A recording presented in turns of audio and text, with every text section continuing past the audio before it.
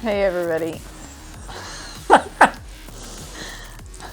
Welcome to the Extraordinary Family Life Podcast. We're your hosts, Rachel and Greg Denning. No, seriously, this is a terrible way so to bad. start. Oh my goodness. You just started. How about a little more enthusiasm there, woman? My enthusiastic voice is not an attractive one, so it's best We should practice on recording here. It's best if I don't use my enthusiastic voice. Well, your sad monotone voice wasn't very enticing either. Now everyone's feeling unwelcomed to our episode today. Man. I'll just edit all of this out. No, you gotta keep it. Now. You gotta keep it. Okay, welcome everybody. Thank you for listening again. Today, we are answering a lot of questions. It's pretty common, and it's a question we've gotten for years and years and years.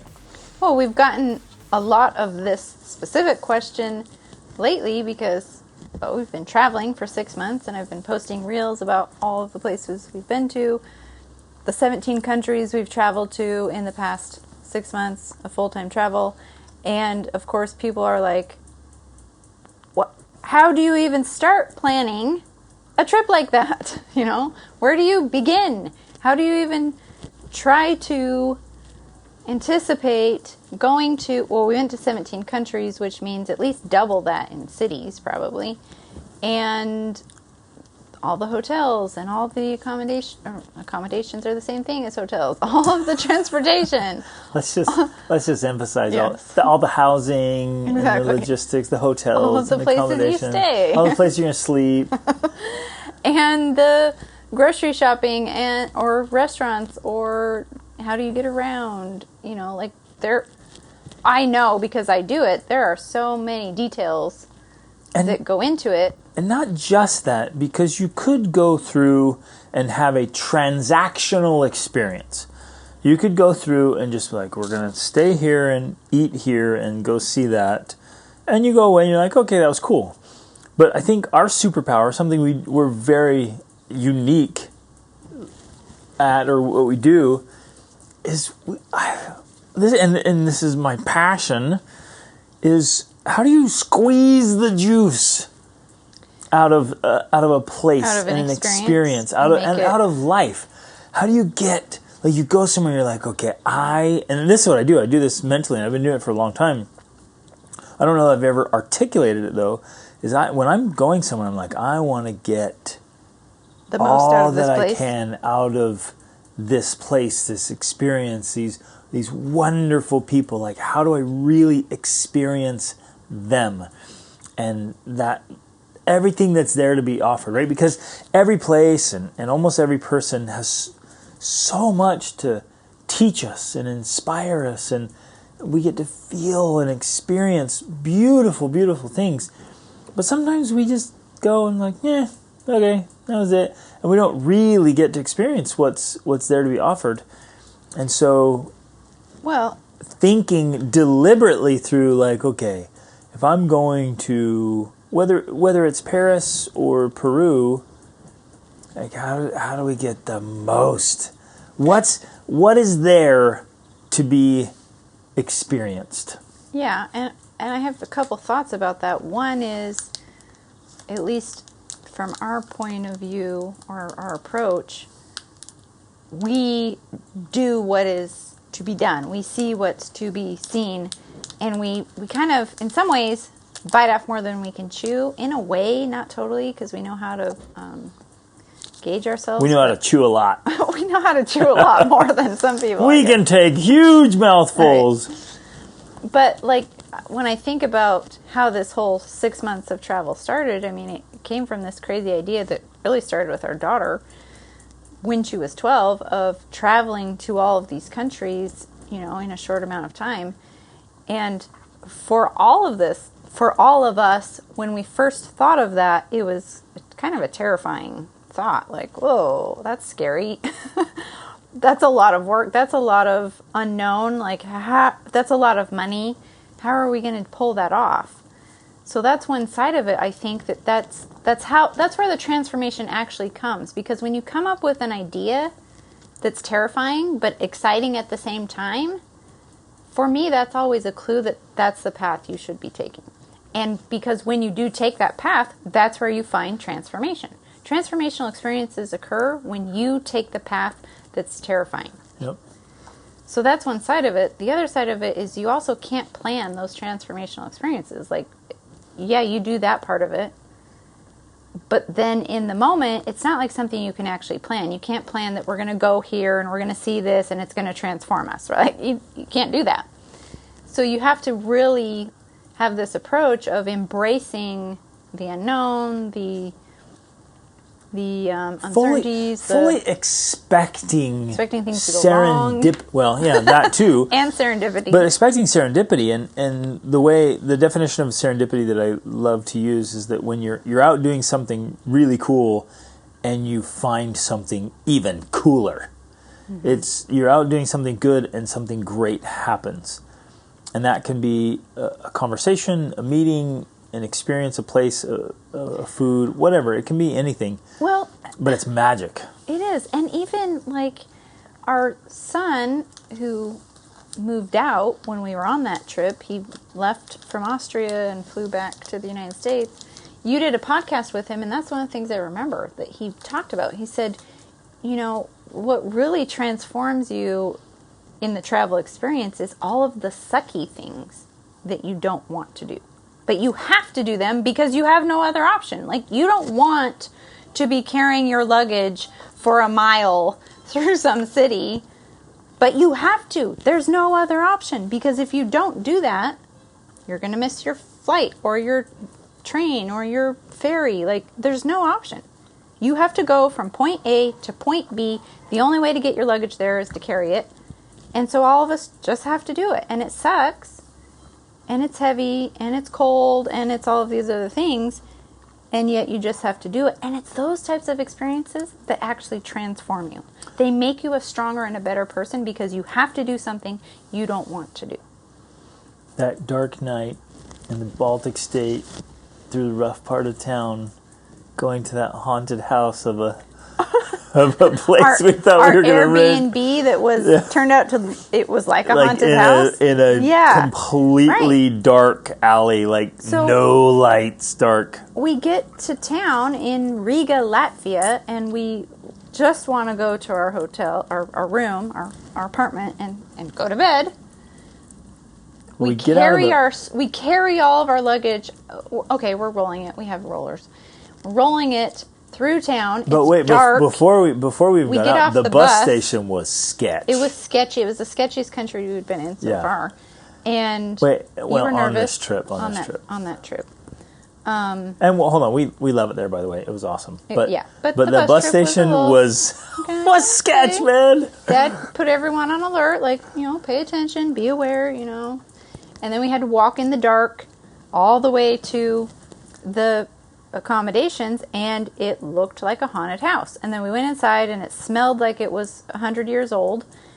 And then and that something had been rotting for 100 years. Yeah. It was nasty. And then we finally find the key. It's the whole thing's an ordeal. And you finally get in, and we get into this teeny little apartment. And if there's 9 of us, and there's one bed, and we're all just standing there looking at each other like, okay, something was off here. Where are we going to sleep, But everyone had this great attitude. Yeah. All of the kids just had a great attitude. And then we found, then I was like, well, I think there's supposed to be 2 apartments. So I look it up, and there is supposed to be another apartment. So we get the key for that apartment, and we open it up, and someone's living in there. They weren't there at the moment, but there was stuff everywhere. It was a disaster. And we were like, okay, well, we're not sleeping here. So then... That's right. I forgot. Yeah. So then I had we open the door and it's occupied. Right. Still with only one bed, though, so I don't know where we were all supposed to sleep. So then, and this guy, I don't even know if we ever got our money back. I don't know if we did. He was a piece of work. Yeah. And so... okay, this is a perfect example, you guys. Your best efforts to plan and Rachel is a great planner, and she does the details so well. But even with your best efforts, every once in a while you're going to have this miscommunication or a misrepresentation, and it's going to be like, what? And so you roll with it. And we're talking through these stories so that you know what it's like. And so right then it's like, well, we can all try and sleep in this one apartment. Oh, he did actually, we got communicate with him, and he was like, oh, I have this other apartment that's right across the dark alley at this other place. And we went over there, and it was nice, but it smelled like chemical. some sort of chemical, like if you had spent wood. the night there, you might have woken up with lung cancer. Yeah, It was something like that. It was that chemically. So it was pretty bad, and I was just like, you know what? No, sorry, I'm not gonna. It's not worth it. Plus, we were supposed to be there for 6 days. I was like, I'm not gonna stay here for 6 days. So, and the guy, the main point of communication, he was like, sorry, I'm in the mountains and have sketchy reception. And I was like, man, either outsource your communication when you have a guest checking in, or be available. He was something else. So to summarize the story, we decided to find another place. So I get on and I use my phone internet that's not great, and I find another hotel, and then I book it, even though I don't know if I'm getting my money back, but I don't care at this point. And we book it, and so then we have to walk back the way we came. Now it's raining in the dark. And didn't we jump on the train? They had like this city train that went in the middle of the 2 lanes of traffic. That was a different city, but No, I think it was this one, because we took a train down, because it was way back. So anyways, we go back, and then we show up at this place. And this place, it was a nice hotel. It was still kind of quirky, but it was nice. And it was right by that Christmas market. But then this was the trade-off. Yes. You know, the serendipity, I guess, in this situation was, we got there, we check into the hotel, and we walk we were in Old Town of Riga, and we walk right around the corner, and there was the Christmas market. And it's January by now, so we didn't expect there to be a Christmas market. And it was anymore. the last night. And it was the last night Yes. of this Christmas market. It was like the perfect magic. little Christmas market. It was so cute, and they had this little fire set up, and they were cooking all of this meat. And, And there we was walked a up, pig, like we were their last the last clients, ones, and they and just we got fed us some all this food, and- amazing fire-cooked food. And they were playing good music, and it was just like a great vibe, and we were all just like, it's those little things. Oh, like you go that's through all true. this That was set, awesome. and then there's these little moments of magic that you're just like, you know what? That's why we do it. That's why it's worth all of that Yep. pain and hassle, you know? And In so fact, every day that week, we went walking in a different direction from that little hotel, Yeah. and had the coolest because experiences. it's a cool city. Yeah, So that was magic. the So that's a question- perfect example. It's a total crap sandwich that we planned, but the plan failed, and then we just adjusted in the moment and ended up having such a special experience there. Yeah. That was so cool. Right. And so then, you know, the question of like, well, how do you start planning something like this trip? And the truth is, you just start doing it, knowing that it's not going to all work out. And I think that's maybe where people get hung up on that, is because they want to have everything perfect. They want all the details. They want to make sure it's, because a lot of people approach planning something from this vacation mindset where you've got a limited time, it's a budget, it's once a year type thing, and you want everything to be perfect because it's your vacation. And you're trying to pack in everything that can Right. be experienced in 1 week. But that's not what long-term travel is about. If you try to do it that way, you'll literally drive yourself crazy. It is more about having these unexpected experiences that end up transforming you, because you have to do things. You know, nobody wanted to walk back in the rain, because even if we caught the transportation, which I think we had to walk there, and then we had to walk from it. You know, it's raining, all these things. That's a doozy right there. With a big family, trying to get on and off trains and Exactly. subways. Right. It's wild. In Latvia. In different cities each time, where it works differently each time. Right. I can't remember. One of those cities, you literally are in the middle No, I remember of what you're 2 talking lanes about. of traffic, It's like, and that's where you catch the train. instead of most places where the train or the taxi or the bus is on the curbside, this one you had to walk out into traffic, into the middle of the road, and get on and off there. And so then we get off of it, and we're like in the middle of the road, and you're trying to cross the, which of course is nothing compared to Egypt, and Egypt's craziness. Wow. Yeah. But, you know.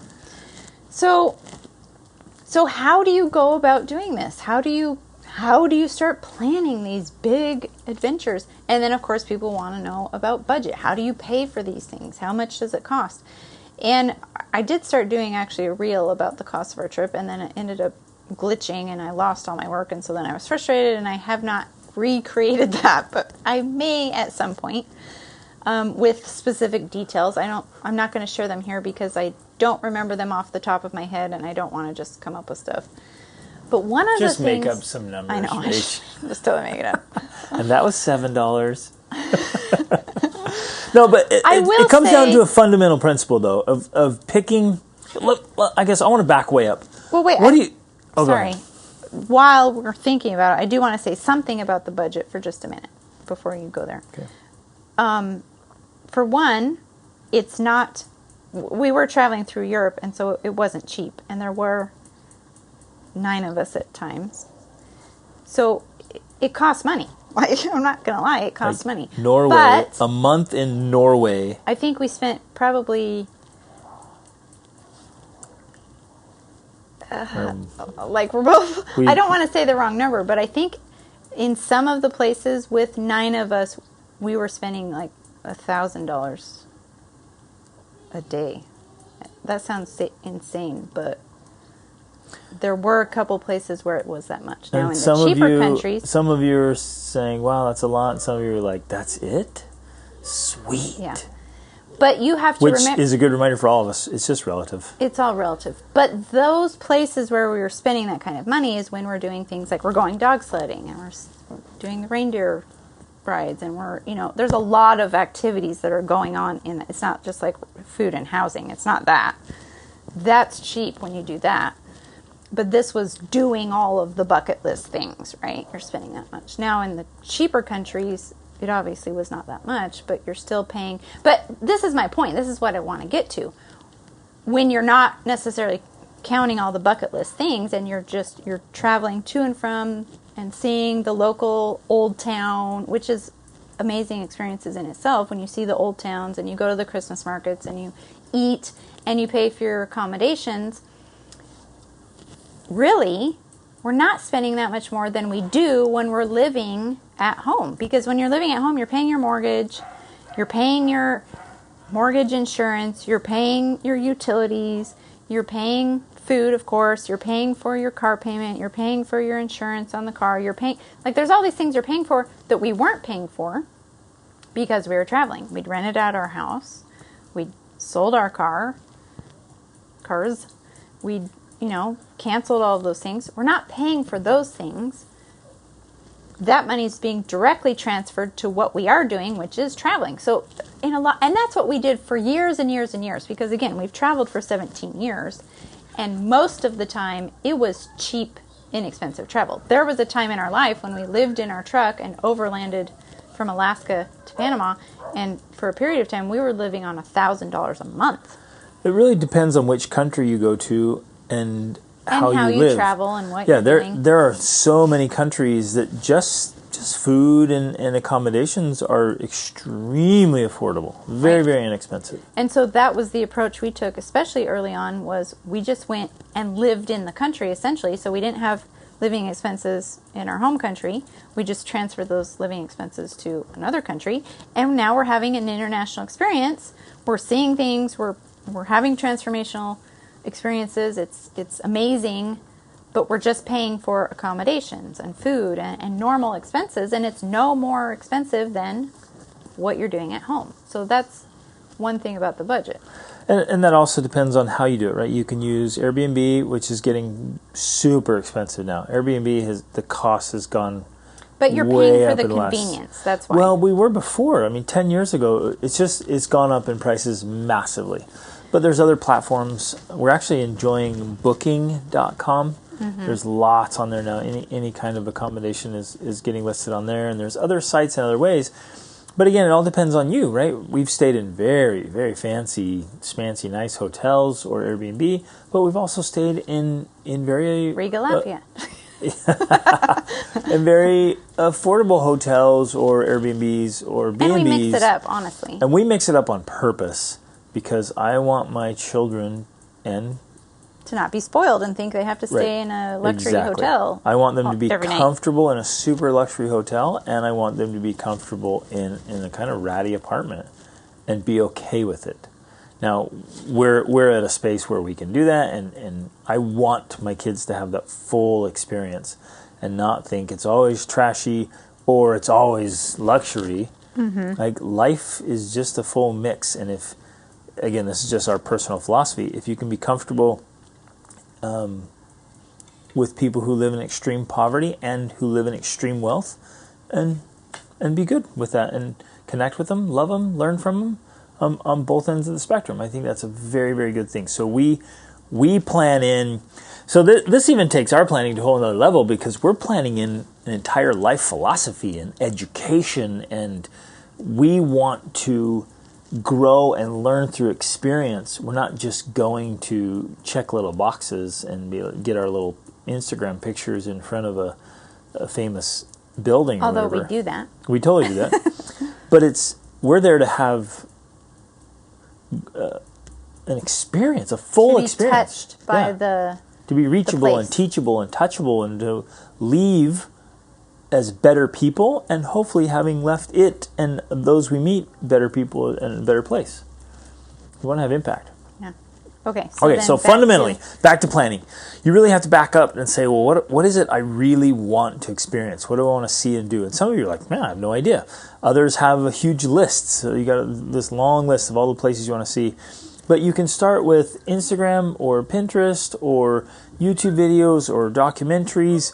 You can start by hearing stories people told you about some waterfall they found in Central America, or like some epic place in Europe.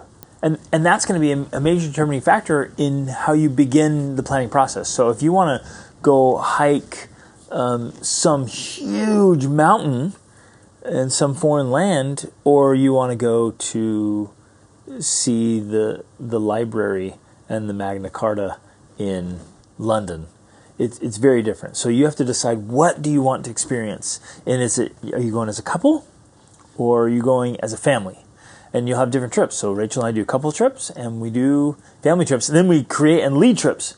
And so, in fact, on the schedule, ladies and gentlemen, we are leading. We have in 2 weeks, we have a full retreat here. It's already full. A retreat here in Portugal. For youth. Retreat. Then the next one is Scotland, and that's already full. That one filled up super fast. We're leading a trip for families in Scotland. Then I'm taking a group of men, and they can bring wives and kids, and we are going to go hike Kilimanjaro, and then do a 3-day safari.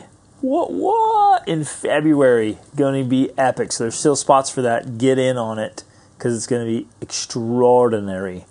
Then we are doing Mongolia. Mm-hmm. Back to Mongolia was one of our all-time favorite places. So that's for families, or youth, or men, or whoever. That one's just open.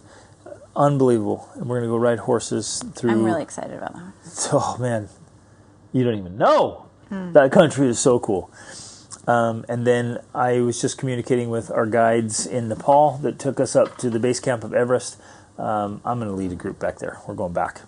Probably go next trekking. October. Yep.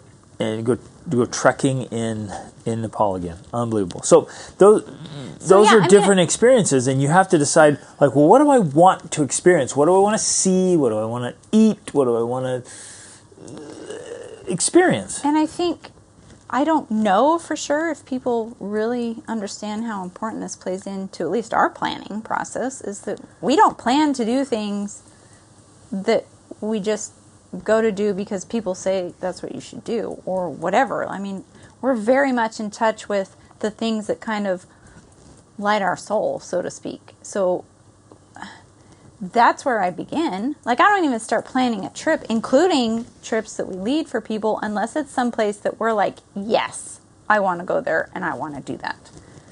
So once that's the first step. You have to identify that. If you don't even know, like, where you want to go or what you want to do and see, well, you can't plan anything.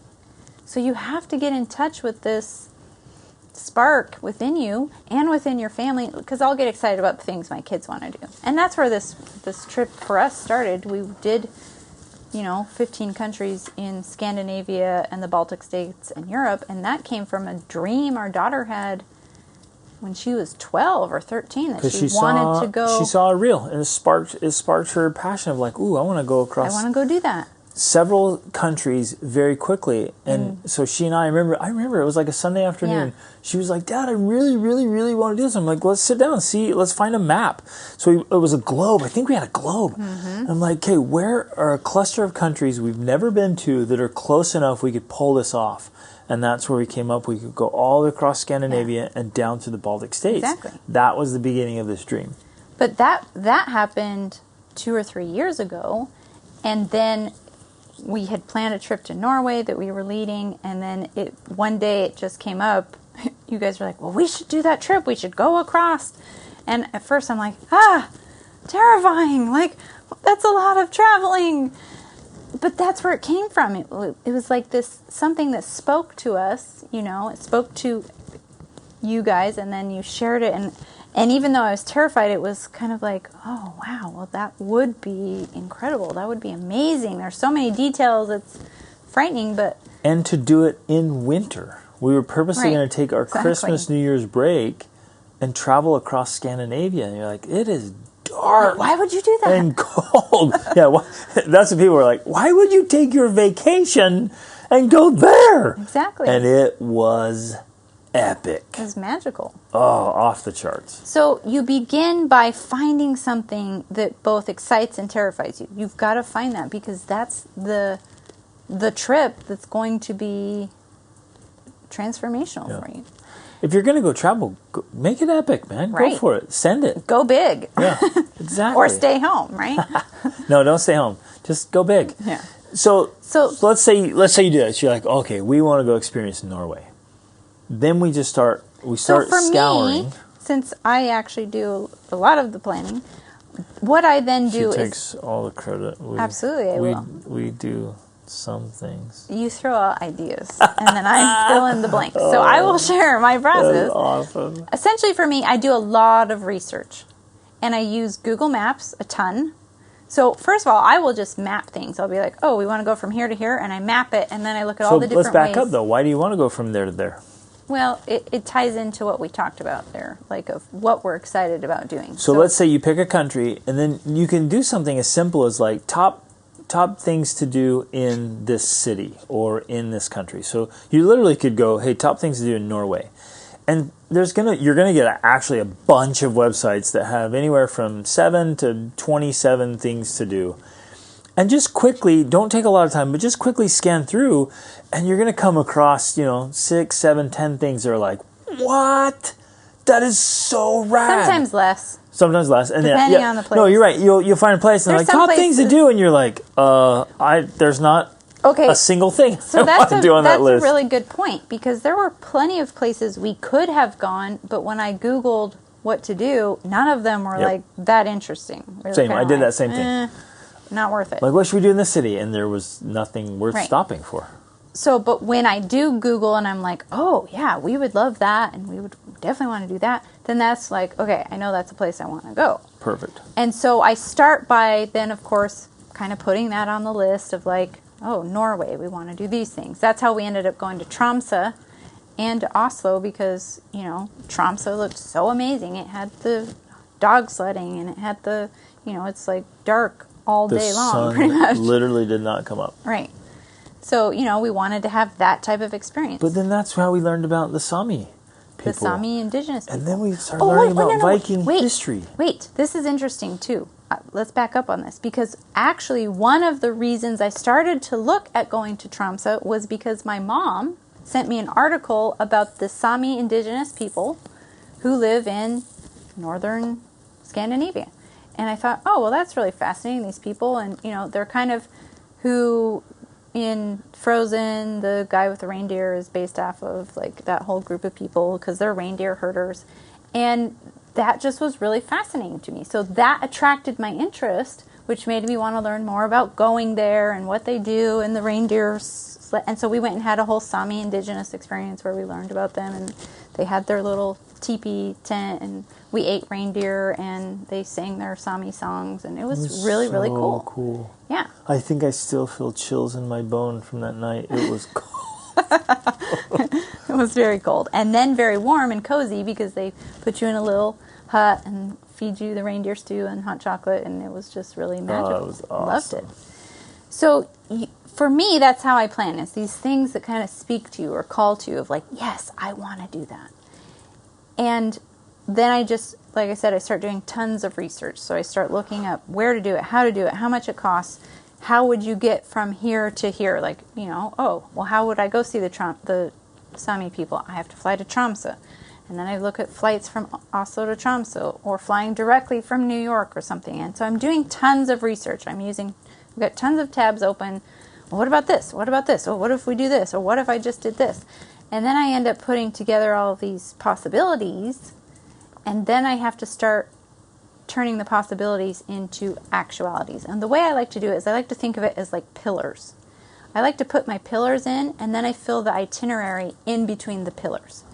So if I know for sure something's going to happen on this date, say, for example, there's a Christmas market that closes on a certain day, well, you need to be there before the Christmas market closes, right? That would be one of your pillars. And I'm actually laughing about this because that was a detail I missed. We went to Copenhagen and Stockholm to see the Christmas markets, but they were closed. I had previously learned that they closed on certain nights, but then I had to make an adjustment to our itinerary, which just got us there after the markets closed. So, kind of a big deal when you're going to see Christmas markets.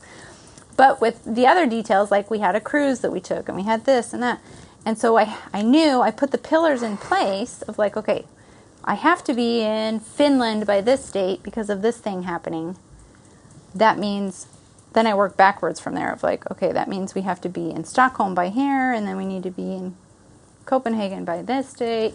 I know we get to Norway on this date because that's when we move out of our house. I'm putting all of these pillars in place, and then I start to fill in the details. Now, it can get for me, when I do a trip, it does get very detailed. In fact, when we lead trips, I literally walk through every hour of every day to see where we're going to be, where we're going to be eating, how long it takes us to... I map everything, how long it's going to take us to get there. But that's the detailed planning I only do on a trip we lead, where I have to have everything planned. It's more like a vacation, You have to have everything planned because, people are coming and you're trying to squeeze in a lot. Otherwise, when we travel, we actually schedule in downtime. We absolutely schedule in downtime because when you're traveling long term, you have to have plenty of downtime, or you just get so worn out, everyone ends up hating it. I would even say that's the case for people who are like, I only get a week or 2 weeks off, we're going crazy. Many people I talk to, they come home to vacations and they're exhausted, right. And they want a vacation from their vacation. Exactly. And they don't feel renewed and rejuvenated and ready to get back to work or studies. They're just like, ugh. And they actually start to get this negative association with travel and vacation. They're like, that was terrible. Right. So make sure you fit in some just peaceful, relaxing recovery time. And you can do this strategically, like you can have a busy day followed by a chill day at a beautiful museum or park. Or just at a nice hotel. Or a nice hotel. You just stay at the hotel. The beach or the river, the lake. You're like, this day we're going to go see this beautiful, and it's a super slow, still special, still gorgeous, still get to see amazingness, but it's chill. It's a recovery day. And, honestly, we try to only do one, maybe two things a day. We're not out there going from place to place, like nonstop sightseeing. It's just too exhausting for everyone. Yeah, in some ways, we've talked about this for years and kind of laughed at it. Part of the hardest part of doing this is deciding what not to do. That's what I was going to say. That often becomes the hardest part is deciding what to keep out of the itinerary. Yep. Because I know from experience that you just can't do it all. You can't see it all. You never will. Like every time we travel and go new places, we're always missing out on more things we could have seen and done. Always. And you have to learn to be okay with that of like, I can't do and see it all. I just can't. And so I'm going to enjoy what I can while I'm here, and then, move on. Love it. So then we'll pick a country or an area of the world. Sometimes we'll start with the area of the world. Then we'll pick a country. Then inside the country, you start looking for your experience, and you measure it a little bit, and you start like, oh, that's really cool. So then you zoom in there. It's almost like you're zooming in. You just double click, zoom in, zoom in, zoom in, and you're like, wow, look at the old town in Tallinn, Estonia. Whoa, man, the old town is so rad. So we're like, okay, let's zoom in there. We want to stay either in Old Town or near Old Town. So then we pull up Booking, pull up Airbnb, pull up Expedia, and just start potential dates. I put in dates and how many people, and then you see the price differences and availability, and you start narrowing that down. And then sometimes you're like, okay, well, for us, of course, we always need Wi-Fi, so I put that filter on of like, we've got to have Wi-Fi for sure because we work. So when you know certain things, sometimes if we rent a car, I'm like, I know we need parking because we rented a car here. So you put on those filters, and then you just start comparing, what's available in that area. And then it's just a matter of trading certain, price versus certain things you just want to have. Well, an experience. So that night, it was New Year's Eve. So Tallinn was more expensive. And we wanted to stay right downtown. And you picked the perfect spot. It was a hotel on this really sharp corner looking into the square with the fireworks.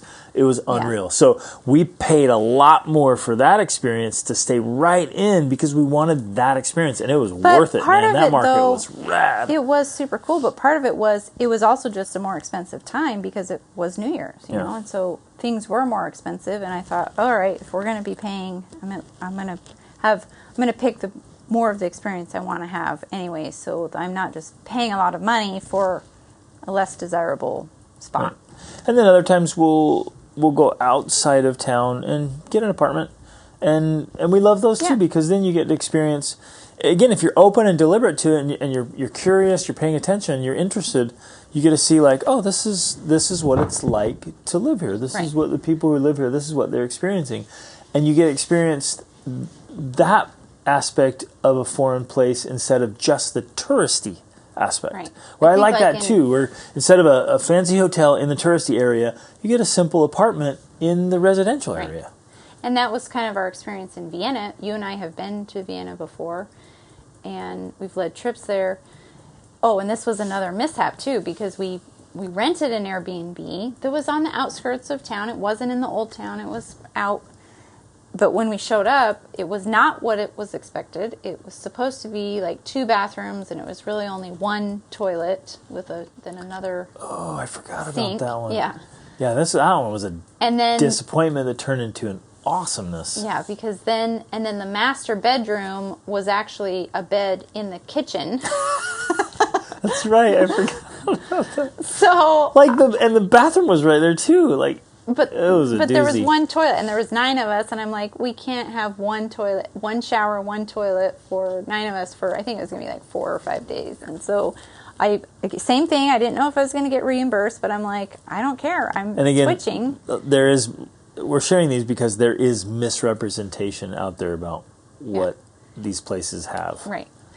And so I booked another place that was nearby, and we got there, and it was amazing. Yeah, it was awesome. 2 apartments, way more space than we needed, like tons and tons of bathrooms. It was great. And cool building. But we were outside of Vienna. We weren't close to anything touristy per se. We were just out there, and we went to a local restaurant, which was really great food, of course, like a lot of Europe is. And just some more, we went into downtown, and you guys even went in and went ice skating and things. But oh man, we had okay. Wow, how did that even come about? You guys went wandering or something? We got split off doing different things because I had to fix something with your computer, so I went to the Apple store. Teams split off. We were all over Vienna, and then they're like, we went past this ice skating rink, and it was all lit up by all these old buildings, and it was a part of Vienna I'd never been to. And so we were there for, I can't even remember how long we were in there. And they're like, can we please go? Can we please go? And it was like our last night. And it was late at night. And we found out, like, if you go over at the very end, it's only like €4 each or something. And I was exhausted. I literally was spent. I was so exhausted. Like, I stayed home. Yeah, I was ready for bed. And they're like, please, can we go ice skating? I'm like, you know what? Let's send it. Let's just full go here. So we figured out how to hop on the subway, went over there. It was such a special experience. Like, that's the best ice skating I've ever done. This place was unreal. And it was surrounded by these old castles and cathedrals and lights and music. And it was just pure magic. So fun. And that was all serendipitous. Right. We didn't know it was there. We didn't plan on it. Yeah. But we made it happen and had such a special experience. One of the favorite memories for the family is, so cool. Yeah. So essentially, though, in the process of planning, it's kind of this zooming in and zooming out. It's kind of a constant thing. You kind of zoom out and try to look at the bigger picture.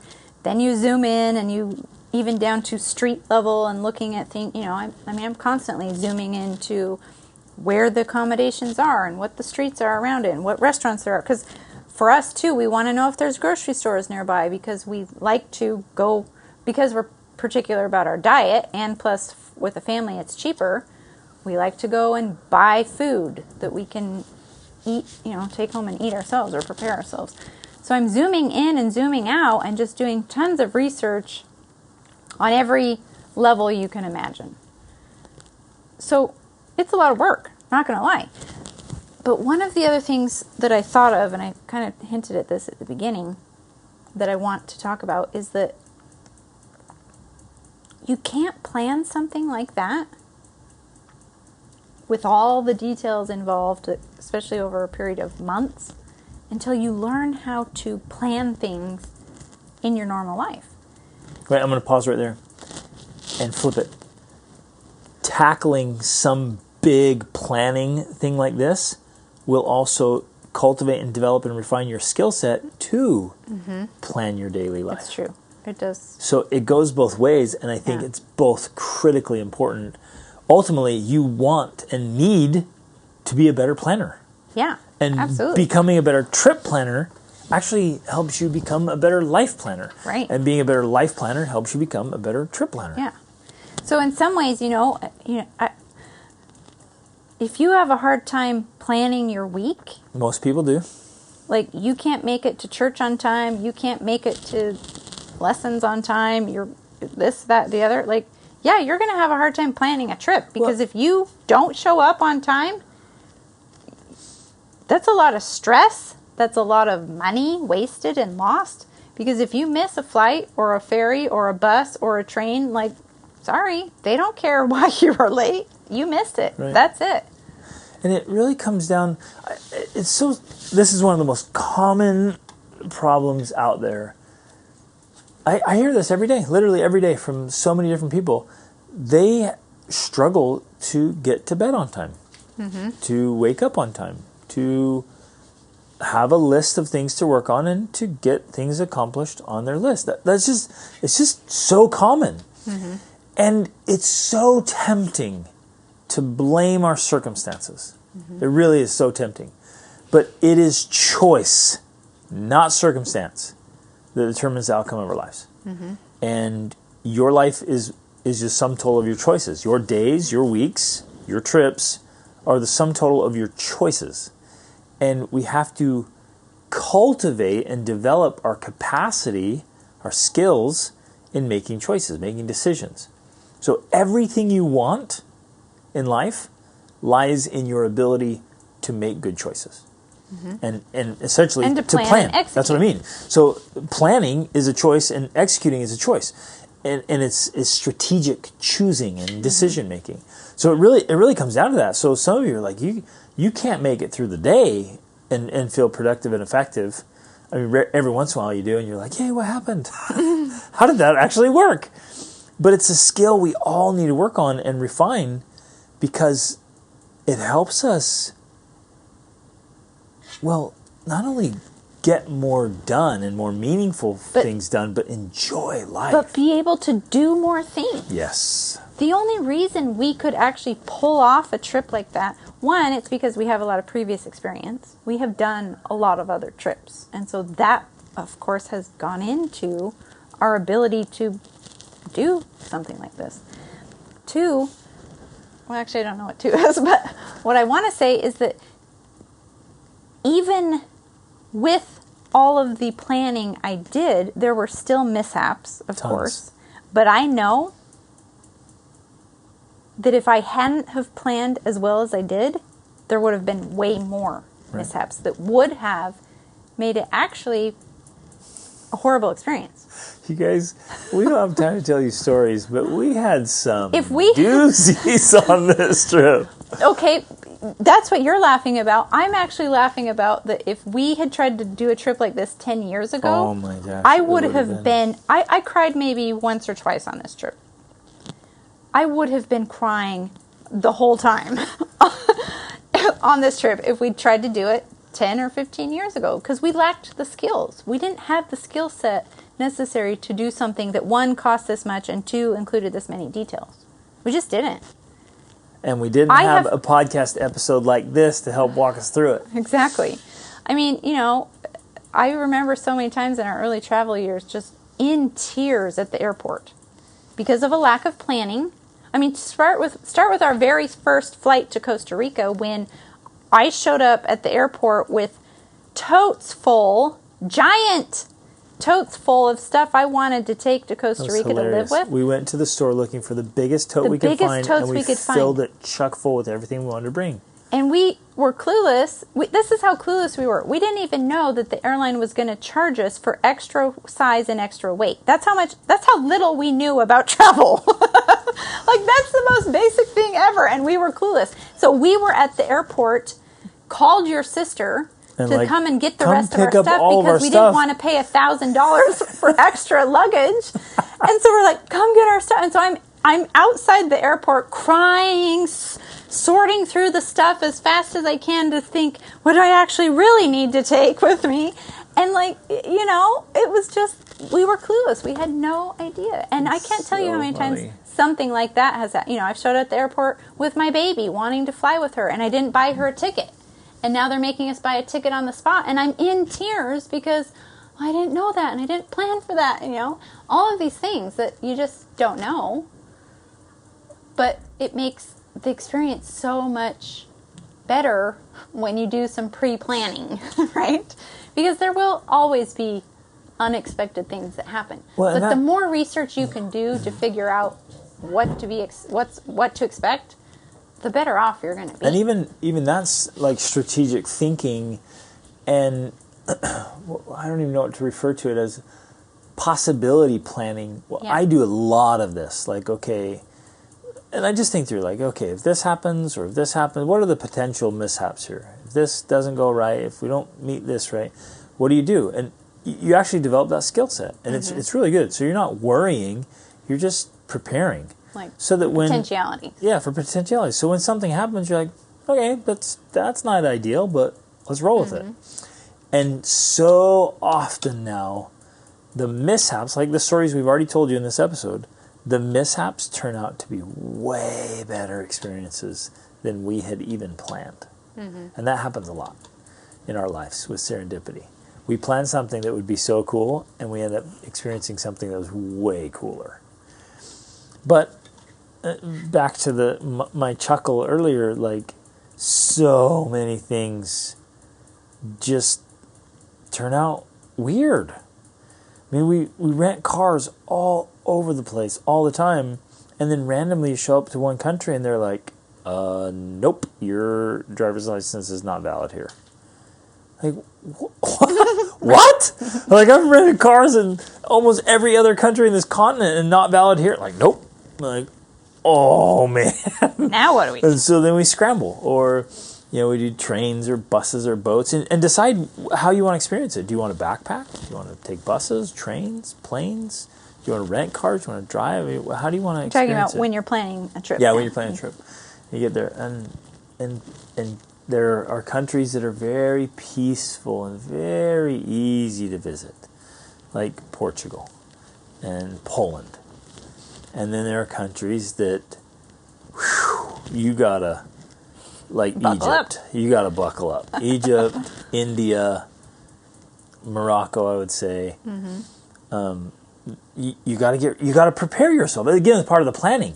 Like Right. some of these countries are way more chaotic, and you, even Egypt, even with all of our traveling, you guys, I think Egypt was probably 55 or 56 countries for me over what 20 years. Like I've traveled a lot extensively, and those first few days I was like, whoa, okay, this is, and I'm driving, especially because you were I was driving. right? That's why mostly I'm like, this is driving in Cairo was unreal. But after, and I could feel the tenseness, the tension through my whole body. But then I By the end of read, the trip, you were just I like loved it. I flowing. was You're driving like the yeah. Egyptians, man. I'm like, Yeah. let's go. Who needs lanes or stoplights or anything? This is amazing. And I loved it. And I actually loved going downtown. Yeah. Which it's just a beast of a city. It's unreal. But to go downtown, like, and it was open till 1 a.m. down there in the old markets. And you just somehow miraculously find a parking space and then just go wander through. And just like feel the vibe of the city. Yeah, it's unbelievable. Connect with the people. I mean, you know, our kids still laugh about the guy that sold us our candle holders and how all the funny comments he would say, like, oh, you know, about his hair or weird things, you know. It's just funny little things that just connect you with the place and the people. And the reason we ended up there that night is because we planned oh, right. to We go. planned to go do a Nile tour Yes. on a boat, but Google Maps took us on 2 different routes that ended up being closed. Like the road. Like the road was closed. The exit just had a pile of dirt in front Yeah. of it. And So so that's you're what they like, do. okay. They'll close an exit with So we they pack up a dump truck, dump a pile of dirt, and that's that. Like, so you're our not taking that plan was exit. to go on the Nile River tour, but because of 2 closed roads, then we were in the middle of Cairo, and we're like, So okay. like, let's go somewhere else. And that road was closed. And then we're like, what in the world? We're like, what's nearby? And it happened to be this old Cairo market. Insane market. And I And dropped so off Rachel and the he kids. dropped 'cause- me off because Sanji had to pee. So he drops me off with Kimball and Sanji, and we go looking for a bathroom in the And middle of basically Cairo. it was like, good luck. I hope we see each other Yeah. again in this life. This is insane. And then they took me, you know, we kind of asked around, and they led me to some little hole in the wall that literally had a hole in the floor, and that's what we used for the bathroom. And then we wandered around waiting for you to hopefully find parking, and then we met up miraculously, thankful for It was phones. so awesome. And we shopped in that market till past midnight. Yeah. And it was wonderful and amazing. And Aaliyah got henna. She'd been so excited about getting henna. And we ran into a lady from Africa that did, well, we were in Africa, Southern Africa somewhere, that did henna. And it was just cool experiences, meeting the people and talking and shopping. And all because planned The failed. plans, yeah. Yeah, it failed. didn't work. So, I love it. So prepare again, and as you're going through, think through potentialities. How about money and currency? We've had so many hangouts with money and currency, and they only take cash, and they don't take this card or that card, and the only ATMs on the Which other is side why of the we country. carry every card possible. Yeah. American Express, Visa, MasterCard. Yeah. Get them all. And if you can, travel with cash and try to get cash as soon as you can. But our rule is don't get cash in the airport because the exchange rate is usually So horrible generally we in the take a airport. card and take it to the ATM to get cash Yep, out. pull out That's cash. our approach Yep. usually. So we don't usually travel with cash per se. Yep. And so, I don't know, but just try it. And if you've never done it, try somewhere simple. Try Spain or Portugal or Somewhere easy. somewhere easy. Like, just go, have a cool experience. Well, I would say, like, there's a couple things here. One, start getting better at planning your regular life. Yes. Like, honestly, start there. If you are having a hard time getting places on time or getting things done or whatever, start there, because you really cannot do big things until you learn to do small things better. Yep.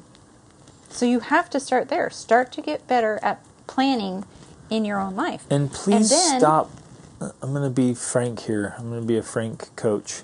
Stop blaming circumstances and other people. Like, your life, and this is a hard truth, your life is the way it is because you've designed it to be that way. And I know you're like, no, I didn't. It was my spouse or my kids or this thing happened.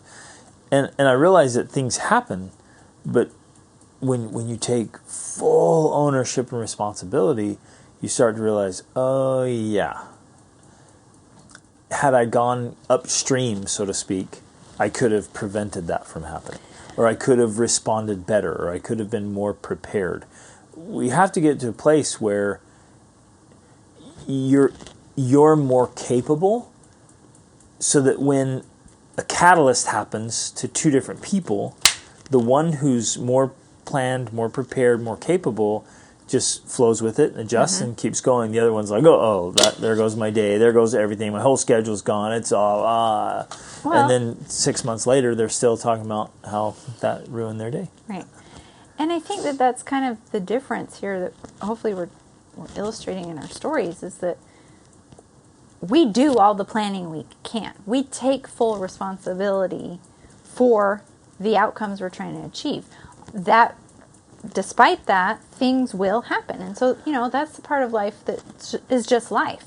But when those things happen, if you've already done everything you can, then this is truly out of your control, because you did everything you could control. And now you have kind of this freedom to respond without this.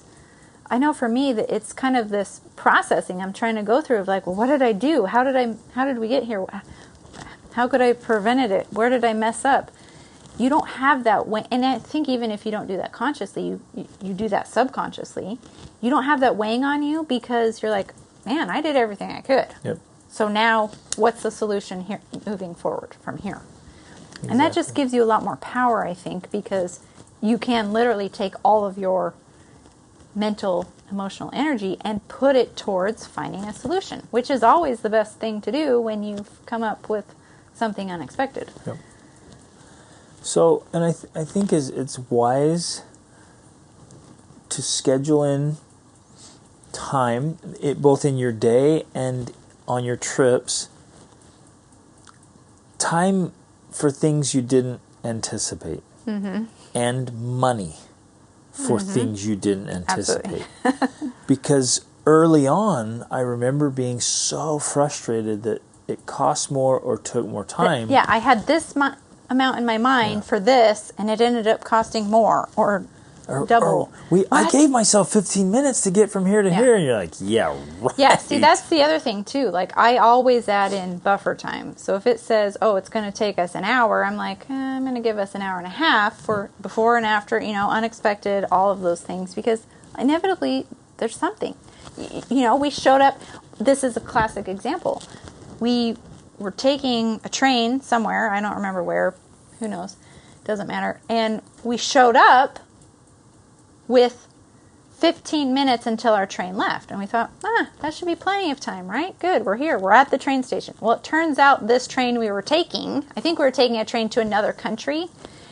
The train platform was 15 minutes away, right? So we're at the train station, and then we have to walk to the platform. But all the platforms are right there close, within like 2-minute walk. Except but for this one particular platform was way down the track. We're running, of course, because the train is leaving in 15 minutes, and we just got here, and it's 15 minutes away. And so we literally were running with our luggage. That was funny. And sweating, and so there's always going to be something like that. So for me, I'm always always trying to give buffer time for the unexpected, because you should expect the unexpected to happen. You should show up and be like, yeah, I figured something like that would happen. So yeah, the one is you start planning better in your day-to-day life. And then the second one is you start planning something. Because part of making something like this happen is you have to do the planning beforehand. It will never happen if you don't start planning it now. It took me months to plan that trip. Now, I didn't plan all of it because we ended up traveling for 6 months, and initially I think we maybe thought about doing it for 3, and we extended. So I planned some of it, the later part of it, while we were on the trip, but I started by actually planning. And you have to, and this is an approach we've learned years ago that took a lot more faith years ago. Years ago, it was like a huge act of faith. Now it's just like, oh yeah, this is how it works. But you plan as if, like, yeah, we're going to do this. It's not, oh, wouldn't it be nice? Or I hope it works out. Or maybe one day. Like, I plan like, no, this is happening. So if it's happening, what are the dates that are going to work? And then, and I can do all of that without actually committing to it. Like, you're starting the commitment process. You actually commit when you buy the tickets, but you can start all of that beforehand. And you can, but plan it as if, like, okay, if we're doing this, what are the dates? And you start to fit in all those pieces and put it all together and do the work. If you want to plan something, you have to spend time planning. So that means every day you're devoting some time to planning this trip. We'll also start booking things now that have free cancellation. Well, and I absolutely will do that. Yeah. I'll be like, okay, I'm going to book this. I'm going to reserve the car because cars usually have free cancellation. I'm going to book the hotel because this hotel, I don't have to pay now. I pay at the hotel and it has free cancellation. Anything like that, I will start booking. Yep. And then at some point, we pull the trigger and we buy the flights. And that is when, like, okay, we are committed. But here's I think this is another very important point. Once you and I commit to doing something, we don't back out. Like, if we buy the tickets, if we, pay the money, we're doing it. And it's not like, oh, well, if something comes up, I guess we'll just miss out on that. It's just, it's a principle in life that's powerful. I shared this with some friends recently. It's like, look, things will happen when you make them happen. Right. But most of us are like, well, I hope this works out. Let me see if this can happen. And like, no, it'll happen if you make it happen. And I think you gotta lean in and say, look, this is going. Absolutely. And even on this trip, that played out for us because initially, again, when we started thinking about doing a trip like this, I was concerned about the cost. Like, this is going to cost a lot of money, and it did. But even not knowing how we were going to pay for it, we still started acting as if. We started planning as if we were going to do this thing. Because it always works out like that. We always find a way to make it happen, even though initially we don't know how that's going to happen. Now, for us, or at least in my mind, I thought, because we had this house in Georgia that we had, rented and then bought, and I thought, we'll sell this house, and that will help us pay for that trip. That'll be great. Well, we moved forward, we committed, we bought the tickets, and guess what? The house didn't sell. So stinking wouldn't sell, and we're like, yeah, what it gives? Would not sell. And the market was supposed to be hot, and all that, and our house would not sell. And I'm like, what the heck? Like, we've committed to this trip, we're doing it. I don't know how we're going to pay for it. The house isn't selling. To the point where we moved out of our house and left it empty. This is how crazy we are, you guys. This is a house for sale. We're going on like this. We need this capital. Plus, we're moving to Portugal leaving. after, right. And we don't know how it's going to work out. But because we were committed, because we've learned in the past, this is how it works. You commit, and Providence moves too. We committed, and so we said, well, we're doing this trip. I don't know.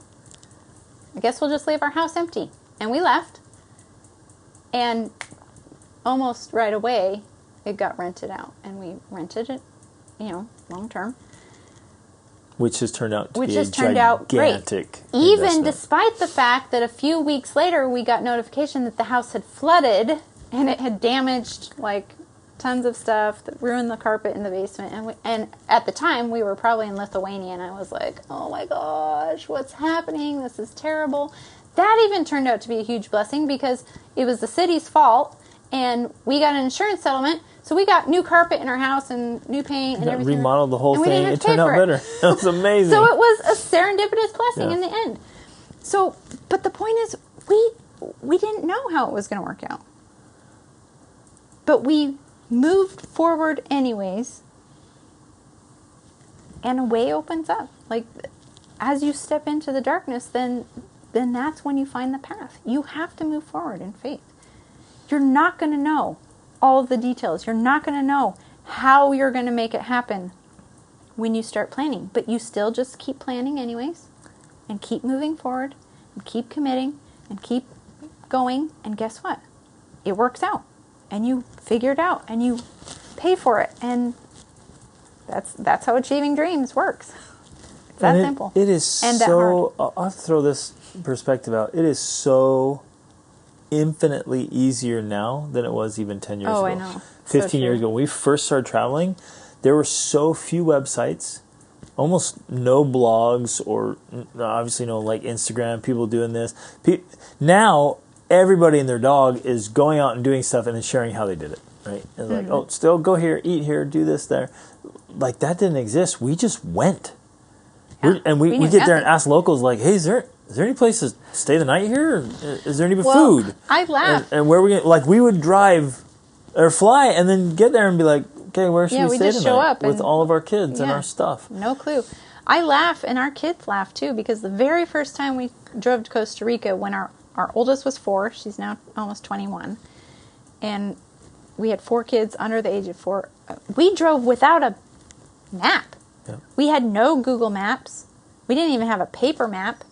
I think the one thing we did do is we had a laptop, and we would stay at hotels, and we would get on the internet, and we would pull up Google Maps on the laptop. For the next day. And then we would like reference that, but it wasn't like you followed the map and it told you, because it wasn't we were live. stopping to ask. And yeah, so we'd get into a town and we're like, okay, in this town, kind of like in the old days when you used paper maps, we're like, okay, in this town we got to take this road, and so we'd get into that town, and luckily you spoke Spanish, and you'd be like, where do we go? How do we get here? And that's how we traveled. We didn't have a cell phone. There was no We Airbnb. didn't have any. Yeah, no Airbnb. Most hotels didn't even have websites. It was awesome. The dark ages.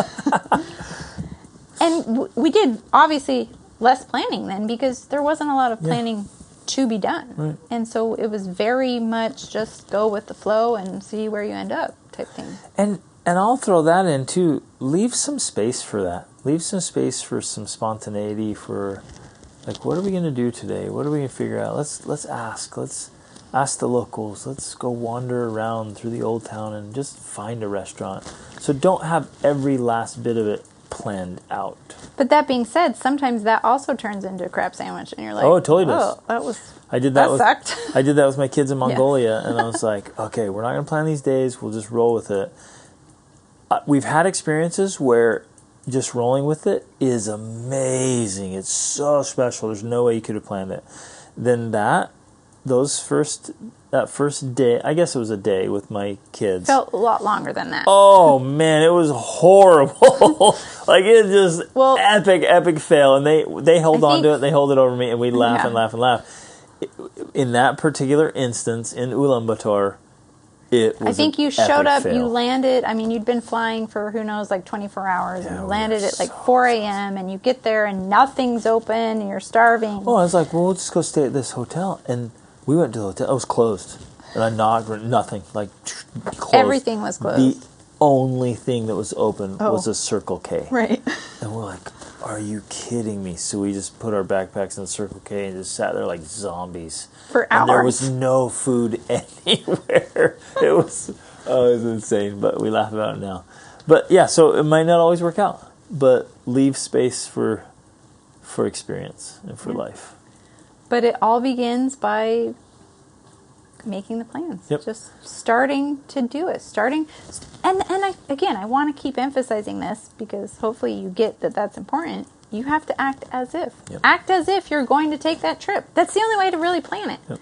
I think too many people think, oh, I can't plan something like that, because they keep it vague. They never make it very specific, like the dates, the time, the place, Well, and consciously or subconsciously, we keep saying to ourselves, I can't do that. There's no way I can do that. I don't know how to do that. Because you don't have the how yet.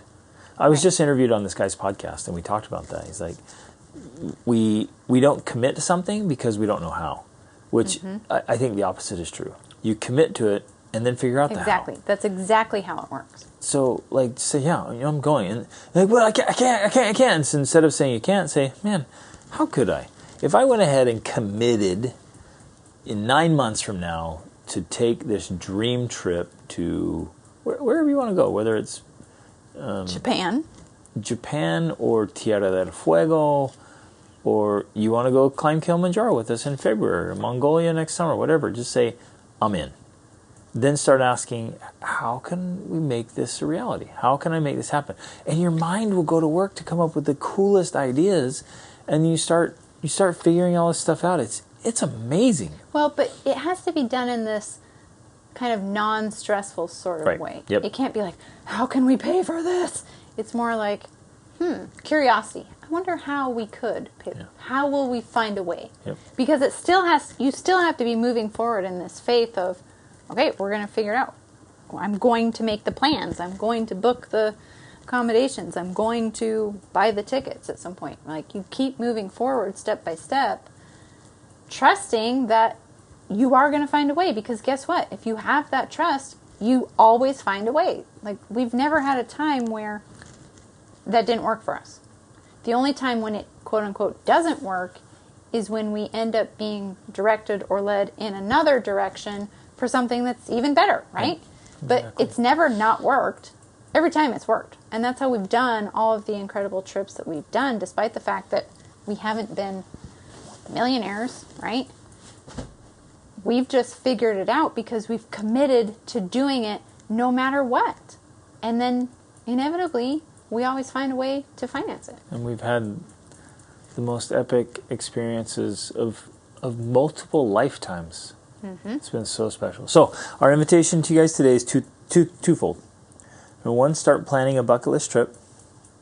And number two, start planning your week. And you can do them both with well. Our Extraordinary Life Planner. Yeah. Well, that's the other thing. And then you start planning your life. Yeah. Yeah, Extraordinary Life Planner walks through like the big picture of your whole life and then walks you back to today. Mm-hmm. And very strategically. That's right. That's huge. And then your whole 28-day challenge that you're doing is just tracking simple habits for 28 days that move you forward in spite of all the chaos and mayhem and whatever's going on. Well, right. That's one of the things I keep emphasizing to my group that's doing the 28-day challenge is that you can't ever do big things and achieve big goals in your life until you learn how to make and keep small commitments to yourself. Yep. And that's what it's about. I mean, that's where I started.